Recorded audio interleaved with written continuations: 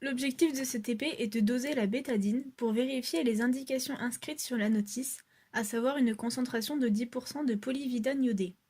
Pour cela, nous allons réaliser un dosage spectrométrique par étalonnage et un dosage colorimétrique. Nous allons d'abord commencer par le dosage par étalonnage d'une solution de bétadine. Pour commencer, nous allons réaliser une gamme étalon. Nous allons donc effectuer 4 dilutions. Nous savons par rapport à notre formule de cours que le volume mère est égal à la concentration fille fois le volume fille divisé par la concentration mère. Le volume mère est donc égal à 1,0 fois 10 puissance moins 4 fois 50 sur 5,0 fois 10 puissance moins 4, ce qui est égal à 10 ml. On verse la solution de diode dans un bécher. On en prélève 10 ml avec une pipette jaugée que l'on place dans une fiole jaugée de 50 ml. On ajoute un peu d'eau, on mélange, puis on complète jusqu'au trait de jauge. On fait de même pour les résultats suivants. On sait que le maximum d'absorbance du diode est vers 475 nanomètres. À partir de la gamme étalon, on mesure l'absorbance de nos solutions, ce qui nous permet de tracer cette courbe d'étalonnage. À partir de l'absorbance mesurée, on remarque que la concentration est égale à 3,35 fois 10 puissance moins 4 mol par litre. Et comme la bétadine a été diluée 300 fois, la concentration de bétadine est donc de 1,005 fois 10 puissance moins 1 mol par litre. 1,005 fois 10 puissance moins 1 mol par litre est égal à 1,005 10 puissance moins 2 pour 100 ml.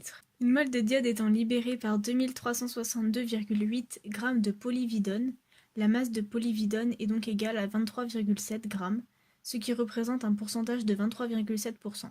Lorsqu'on calcule l'écart relatif, on trouve 137%. Ensuite, on cherche à savoir la concentration de polyvidone iodé par titrage colorimétrique d'une solution de bétadine. Pour cela, on effectue un repérage du volume à l'équivalence par le changement de couleur de l'indicateur. Ici, on emploie de l'amidon. On repère ensuite le volume à l'équivalence et on trouve 17,05 ml. On calcule la concentration de diode et on trouve 4,26 fois 10 puissance moins 3 mol par litre. On sait que la solution initiale a été diluée 10 fois. On trouve donc que la concentration de diode est 4,26 fois 10 puissance moins 2 mol par litre. Pour un litre, il y a donc 4,26 fois 10 puissance moins 2 mol de diode, soit 4,26 fois 10 puissance moins 3 mol de diode pour 100 ml. On calcule ensuite la masse de polyvidone avec la quantité de matière et la masse molaire et on obtient 10,06 g.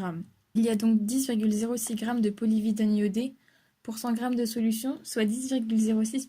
On obtient ensuite un écart relatif de 0,6%. La valeur obtenue par le titrage colorimétrique est très proche de la valeur annoncée, mais pas celle obtenue par le dosage par étalonnage. Le dosage par étalonnage donne un résultat aberrant. Or, on sait que la polyvidone iodée possède généralement une absorbance différente de celle du diode. Or, on a utilisé une solution de diode pour construire la courbe d'étalonnage, ce qui induit une différence de résultat. De plus, les courbes obtenues lors de l'étalonnage ne sont pas toujours très précises. Les dosages colorimétriques et par étalonnage permettent de calculer la concentration massique ou molaire de différentes solutions.